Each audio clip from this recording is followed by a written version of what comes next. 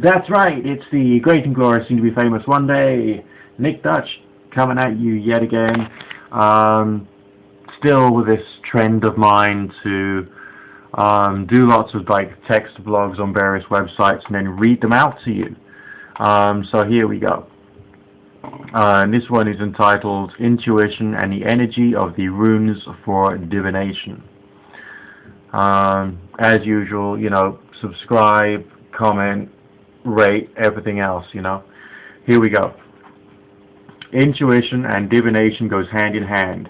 The concept of intuition seems to be that of gaining some kind of hunch that acts as a spur to further research or investigation, or maybe can be used as, and exercised with wisdom to assist in getting oneself out of a potential scrape, such as having intuition that a certain pub is not the right one to go drinking on a particular Saturday night. One hypothesis is that human brains are infinitely more complex than we can possibly understand, and even when we are least aware, they are operating to process pieces of information on some kind of subconscious level. Hypnotists and hypnotherapists use slightly altered states of consciousness and perception to help people to access information that the person in question has previously lost conscious awareness of.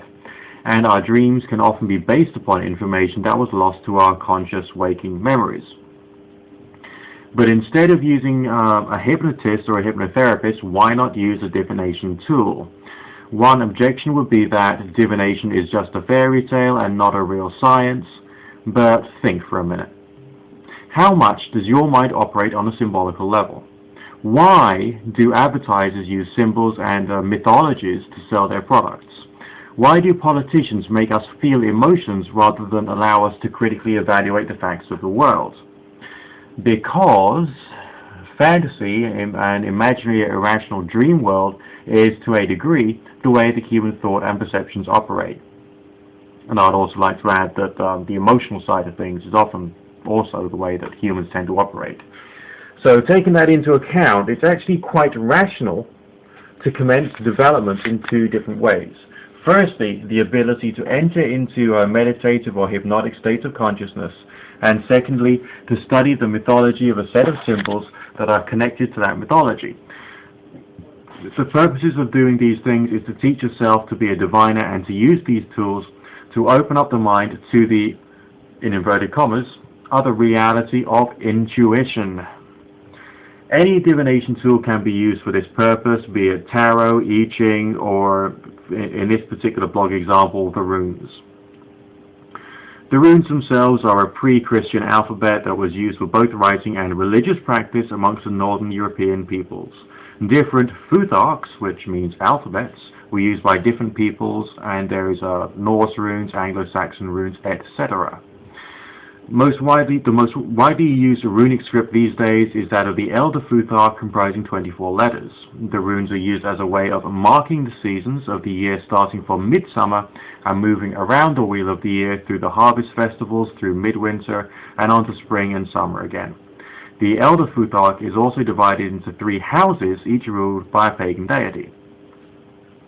In divination, the runic letters resemble aspects of myths, the cosmologies and worldviews of the pagan peoples, and specific energies such as Isa, the rune that represents slowing down as if in hibernation in winter.